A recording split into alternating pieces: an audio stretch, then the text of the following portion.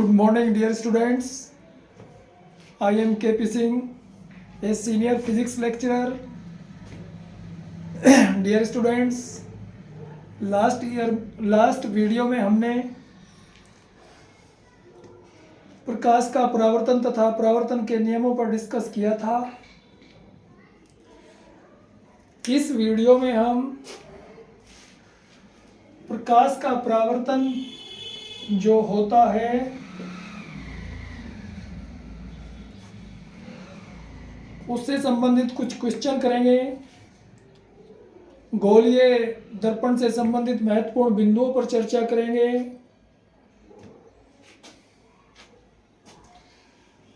तो dear students, देखिए ये है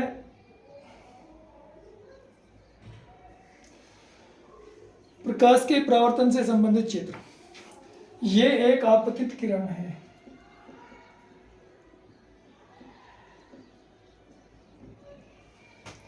ये परावर्तित किरण है।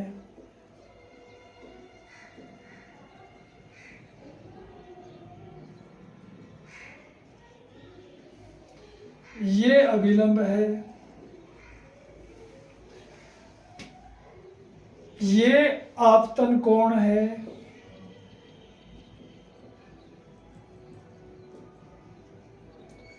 ये परावर्तन कोण है।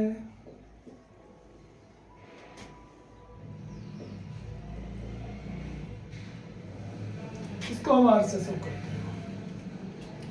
बहुत सारे क्वेश्चन बन सकते हैं। बहुत सारे क्वेश्चन बन सकते हैं डियर स्टूडेंट्स।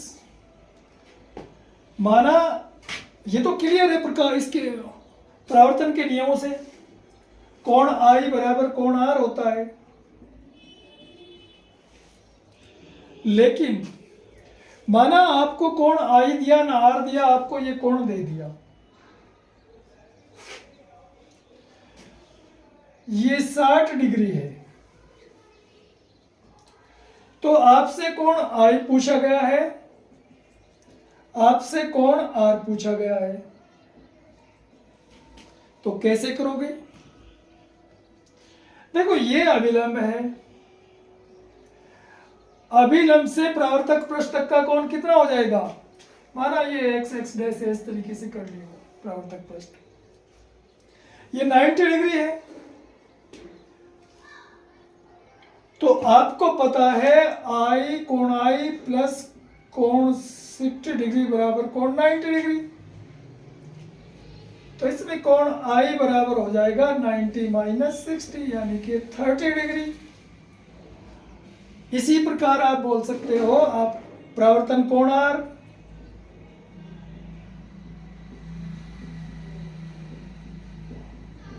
बराबर भी 30 डिग्री। तो कुछ क्वेश्चन परावर्तन के नियमों से संभव है। एक क्वेश्चन, अगर आपतित किरण अभिलंब के अनुदिश आ रही है तो आपतन कोण और परावर्तन कोण बताओ। इंपॉर्टेंट पॉइंट्स है।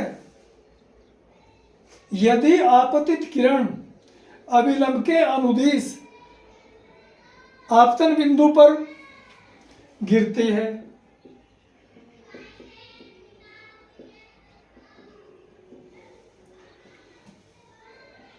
तो आपतन कोण और परावर्तन कोण ज्ञात करो। क्वेश्चन है, यदि आपतित किरण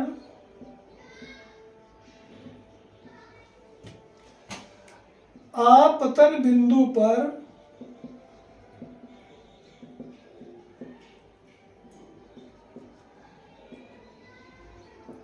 अभिलंब के अनुदिश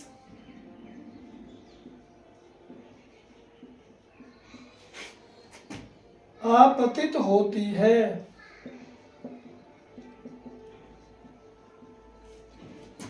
तो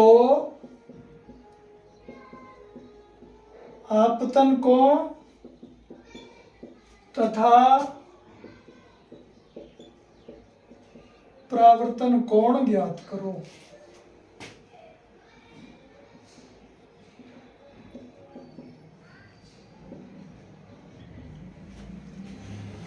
सोचो क्या होगा? आपतित किरण अभिलंब के अनुदिश आपतन बिंदु पर आपतित होती है।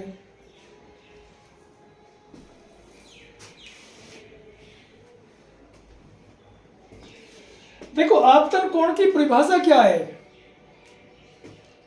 What is the definition of incidence angle? आपतन कोण की परिभाषा क्या है? आपतन कोण होता है आपतित किरण और अभिलंब के बीच का कोण। क्योंकि आपतित किरण अभिलंब के अनुदिश ही है, तो आपतन कोण, क्योंकि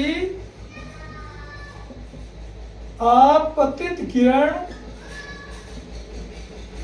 तथा क्योंकि आपतित किरण अभिलंब के अनुदिश आपतित होती है, अतः आपतन कोण शून्य है।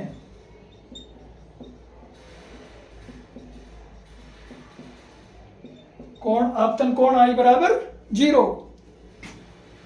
क्योंकि कोण आई बराबर कोण आर, अतः कोण आर बराबर भी 0। तो स्पष्ट है, बहुत ही अच्छा क्वेश्चन है। यदि आपतित किरण अभिलंब के अनुदिश आपतित होती है तो आपतन कोण भी शून्य होता है और परावर्तन कोण भी शून्य होता है। बहुत अच्छा क्वेश्चन है। देखो स्टूडेंट्स, आप किसी भी बोर्ड के लिए तैयारी कर रहे हो या किसी कंपटीशन के लिए तैयारी कर रहे हो, हम जो इंपॉर्टेंट पॉइंट्स हैं वो आपके सारे क्लियर करेंगे। अगर किसी सब्जेक्ट में डीपली जाना चाहते हो तो आपको उसके सारे बेसिक्स क्लियर करने होंगे first of all. Next point है मेरा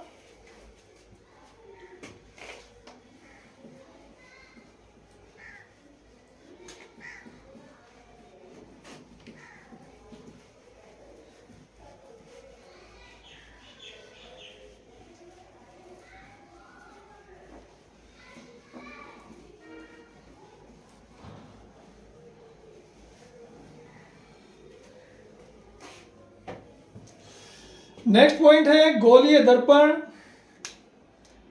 पहले तो मैं दर्पण बताना चाहता हूं। दर्पण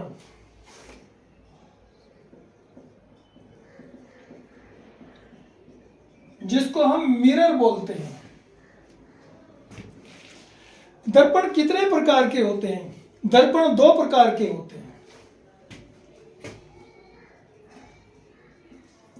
दर्पण 2 प्रकार के होते हैं।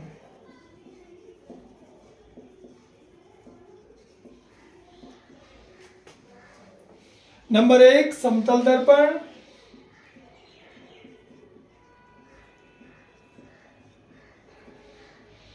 नंबर 2 गोलीय दर्पण।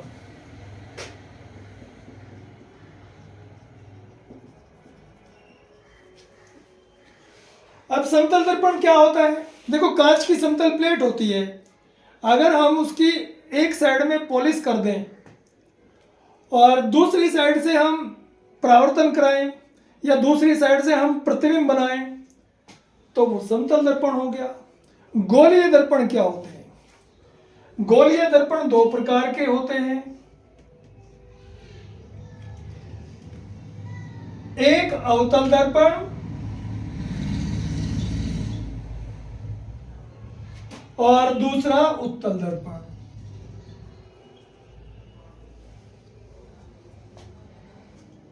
अवतल दर्पण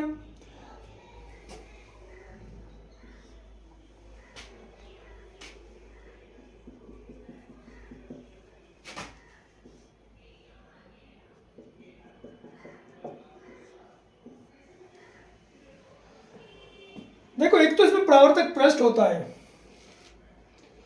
ये अवतल दर्पण है, ये उत्तल दर्पण है।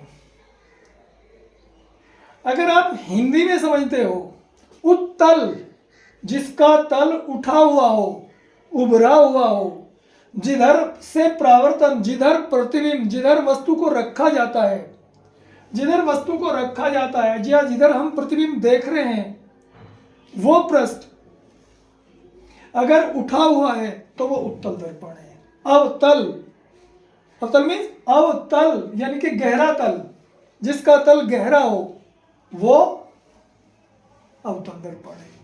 अगर आप इंग्लिश में करें तो हम इसको कॉन्वेक्स बोलते हैं, इसको कॉनकेव बोलते हैं। ये कॉनकेव है, ये कॉन्वेक्स है। केव मीन्स गुफा, गड्ढा, जिसमें गड्ढा हो वो अवतल दर्पण है। कॉन्वेक्स जिसका तल उठा हुआ हो वो उत्तल है। तो आप इसे ऐसे इस तरीके से इसकी पहचान कर सकते हैं। अब मैं गोलीय दर्पण से संबंधित महत्वपूर्ण बिंदुओं पर चर्चा करूंगा। I will discuss you the important points related to spherical mirror.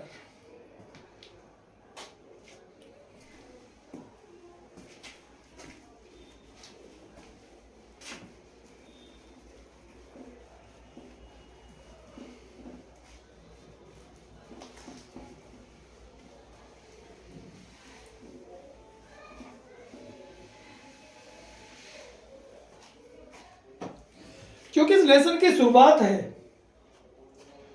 क्योंकि लेसन की शुरुआत है तो हमें सभी छोटे छोटे पॉइंट्स क्लियर करने होंगे। और ये सभी छोटे छोटे पॉइंट्स नेक्स्ट लेसन में भी चलेंगे, उससे आगे भी चलेंगे। ये संपूर्ण ऑप्टिक्स में चलेंगे, पूरी प्रकाशिकी में चलेंगे ये।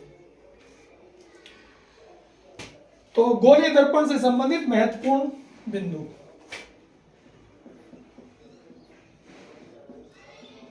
गोलीय दर्पण से संबंधित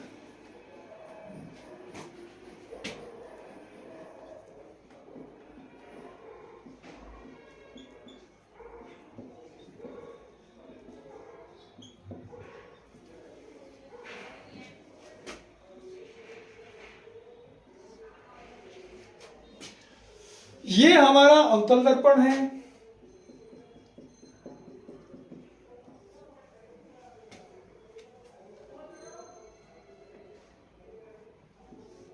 ये उत्तल दर्पण है।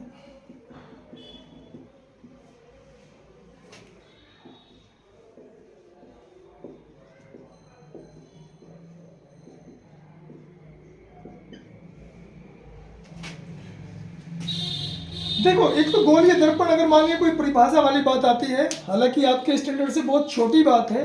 गोलीय दर्पण आप स्पष्ट देख रहे हो, ये एक गोले का कटा हुआ भाग है, एक गोले का कटा हुआ भाग है, खोखले गोले का कटा हुआ भाग है। एक साइड में इसकी पॉलिश कर दी जाती है, इस प्रकार दर्पण तैयार हो जाता है। तो हम इससे संबंधित महत्वपूर्ण बिंदु ले रहे हैं। सबसे पहले है दर्पण का द्वारक, दर्पण का द्वारक।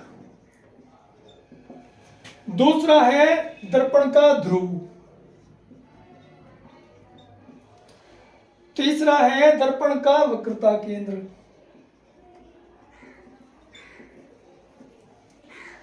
चौथा है दर्पण की वक्रता त्रिज्या।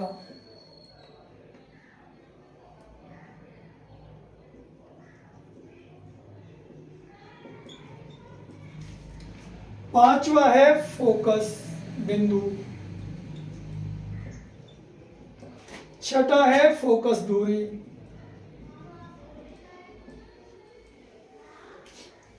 और एक पॉइंट है इसमें मुख्य अक्ष। ये फर्स्ट पॉइंट, ये सेकंड, ये थर्ड, ये फोर्थ, ये फिफ्थ, ये सिक्स्थ और ये सिक्स्थ, हम दोनों दर्पणों में क्लियर करेंगे। तो फर्स्ट ऑफ ऑल दर्पण का द्वारक।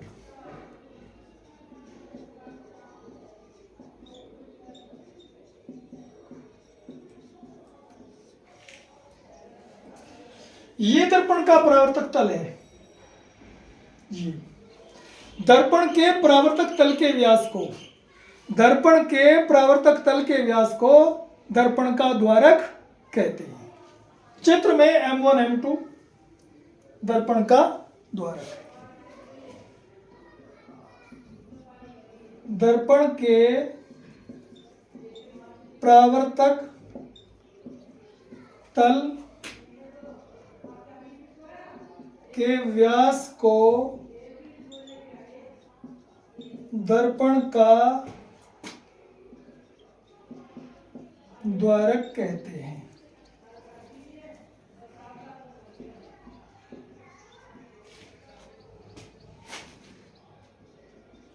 चित्र में M1 M2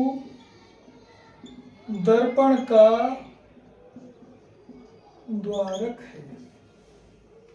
सेकंड पॉइंट,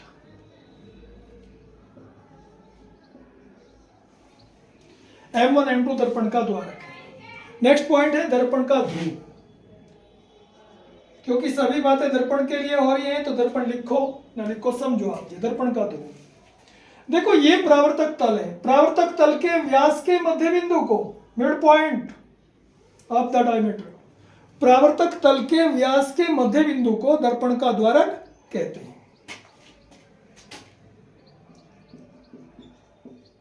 परावर्तक तल के व्यास के मध्य बिंदु को दर्पण का द्वारक कहते हैं। चित्र में बिंदु P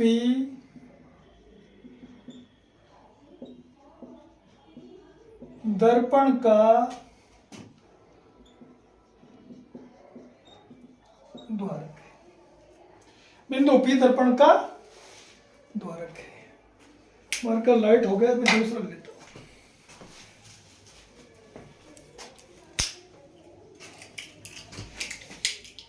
नेक्स्ट पॉइंट है वक्रता केंद्र।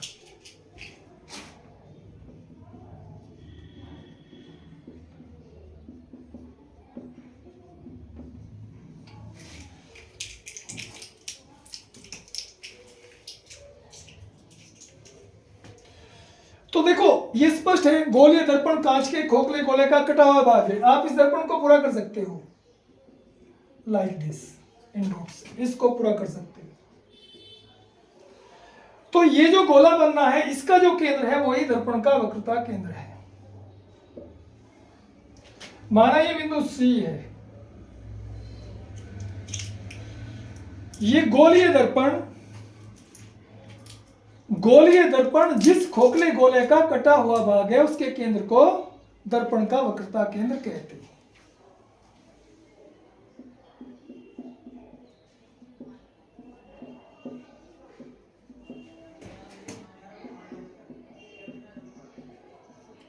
जिस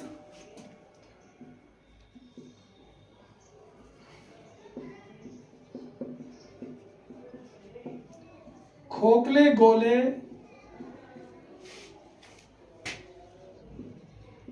का भाग होता है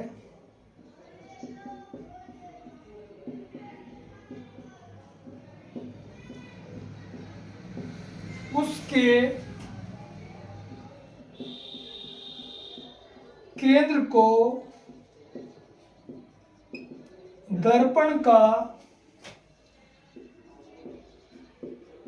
वक्रता केंद्र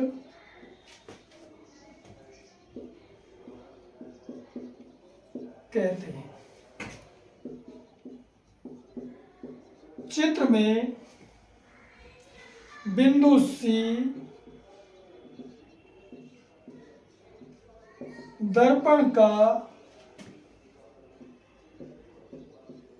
वक्रता केंद्र है।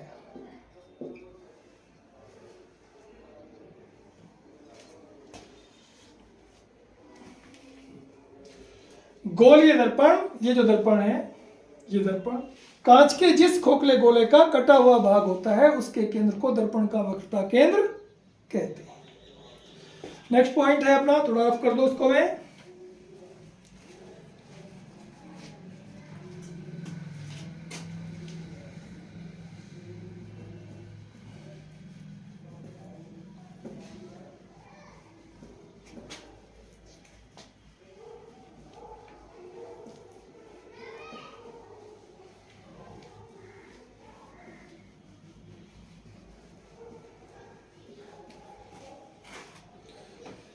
दर्पण की वक्रता त्रिज्या।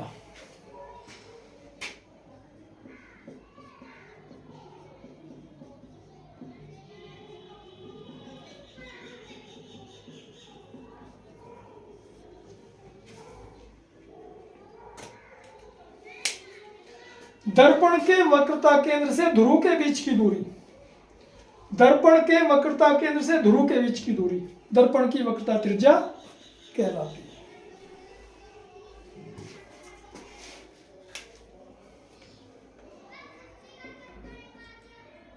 दर्पण के अब ध्रुव से नापो, हमेशा मतलब जो सभी दूरियों को, दर्पण हो या लेंस हो उसके प्रकाशिक केंद्र से, दर्पण है उसके ध्रुव से, हम ध्रुव से नापे। आल्दो दोनों बात एक ही है, नहीं थोड़ा त्रुटि हो सकती है। जब हम चिन्ह परिपाटी क्लियर करेंगे तो हम सभी दूरियों को ध्रुव से नापते हैं। तो आप अपने मन में, अपने दिमाग में यही बात बैठा लो, हमें सभी दूरियों को ध्रुव से नापना है। तो दर्पण के ध्रुव से प्रकाश, दर्पण के ध्रुव से वक्रता केंद्र के बीच की दूरी, दर्पण के ध्रुव से वक्रता केंद्र के बीच की दूरी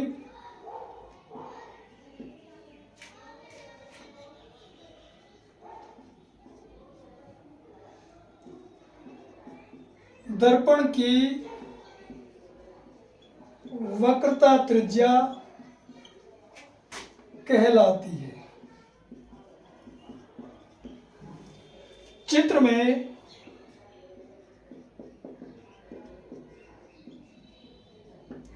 बिंदु, चित्र में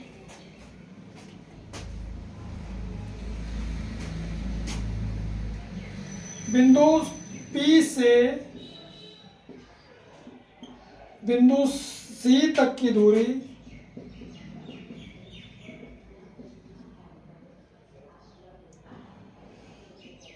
अर्थात TC दर्पण की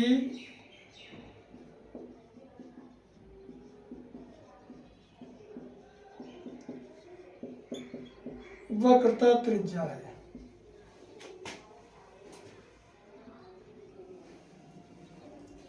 तो ये पॉइंट क्लियर हुआ।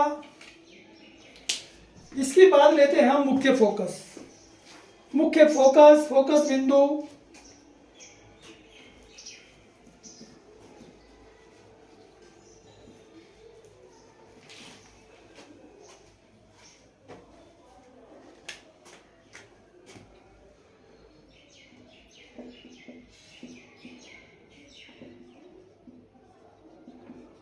फोकस बिंदु,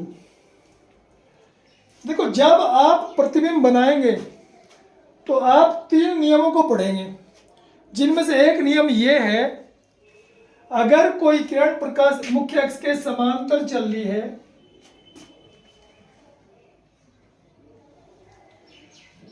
तो वो फोकस बिंदु से होकर जाती है या फोकस बिंदु से आती हुई प्रतीत होती है। अवतल दर्पण में तो फोकस बिंदु से होकर जा रही है,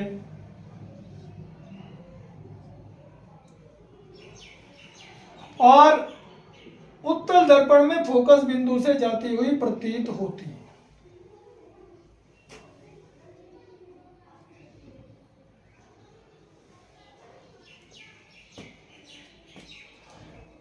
तो फोकस बिंदु के लिए आप ये परिभाषा बनाएंगे, मुख्य अक्ष के समांतर चलने वाली किरण दर्पण से टकराकर मुख्य अक्ष के जिस बिंदु से होकर जाती है वह बिंदु दर्पण का फोकस बिंदु या मुख्य फोकस कहलाता है।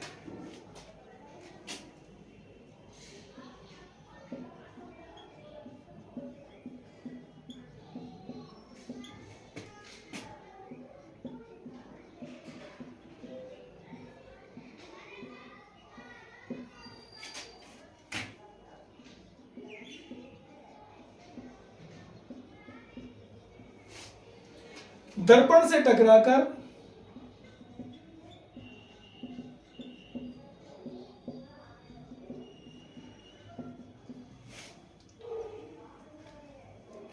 मुख्य अक्ष के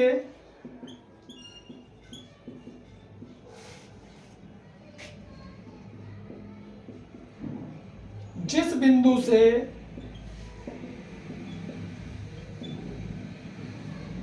होकर जाती है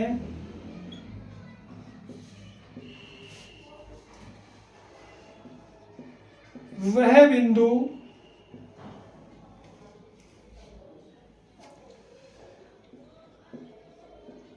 दर्पण का फोकस बिंदु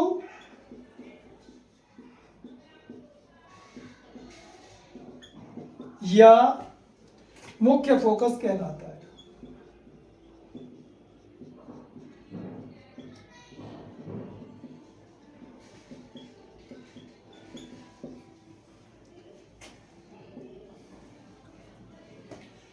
तो सभी पॉइंट्स क्लियर हुए दर्पण से संबंधित।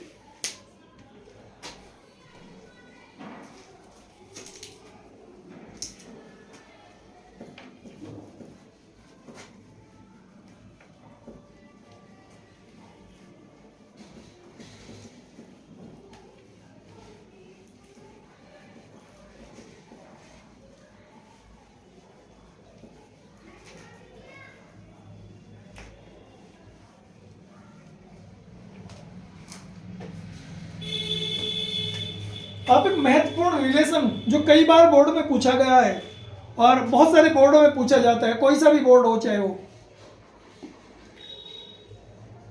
दर्पण की फोकस दूरी और वक्रता त्रिज्या में संबंध।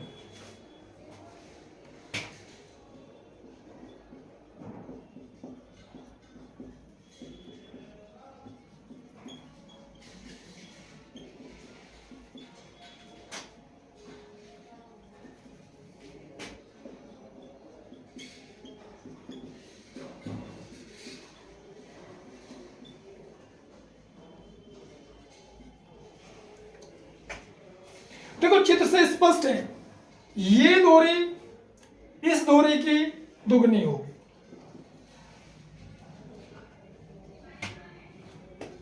दर्पण की फोकस दूरी दर्पण की वक्रता त्रिज्या की आधी होती है।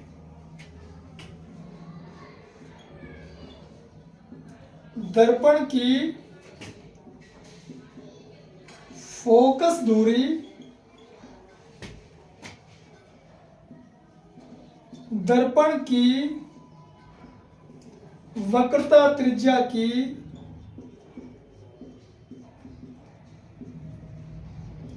आधी होती है। दर्पण की फोकस दूरी को हम F से शो करते हैं, दर्पण की वक्रता त्रिज्या को हम R से शो करते हैं। तो आप लिख सकते हो अर्थात F बराबर R/2। बहुत छोटा है, सरल है, आसान है और इंपॉर्टेंट भी है। दर्पण की फोकस दूरी दर्पण की वक्रता त्रिज्या की आधी होती है। डियर स्टूडेंट्स, आशा है आज की वीडियो आपको बहुत पसंद आएगी। डियर स्टूडेंट्स, ये पूरा कोर्स मैं क्लियर करूंगा, ये मेरी टेंशन है। आप चिंता ना करें, मुझे एक वीडियो डालनी पड़े, 2 डालनी पड़े, 3 डालनी पड़ेगी, आप देखें और मेरी तरफ से आपका 100%, मैं तो ये चाहता हूँ आपके फिजिक्स में 100% मार्क्स आए, कोई कमी बाकी नहीं रहेगी। आप खूब मेहनत करें। डियर स्टूडेंट्स, जैसा कि मैं आपको कई बार बोल चुका हूँ, केवल मैं आपको एनुअल एग्जाम तक के लिए नहीं पढ़ा रहा, मैं ये चाहता हूँ आप अपने हर फील्ड में कामयाब हो और मैं हर क्षेत्र में आपको कोऑपरेट करूँगा, आपको सहयोग करूँगा। आप खुद भी जानते हैं इस चीज़ को और पहचानते भी हैं, समझते भी हैं। तो अगर आपको वीडियो अच्छी लगे, मेरे कहे पर विश्वास हो, वीडियो को लाइक करें, शेयर करें और सब्सक्राइब करें और अपने चैनल को, ये चैनल मेरा नहीं है आपका है, इस चैनल को बहुत स्ट्रॉन्ग बनाएं। That's okay. I will meet you for the next video tomorrow. Until then, take care of you and bye.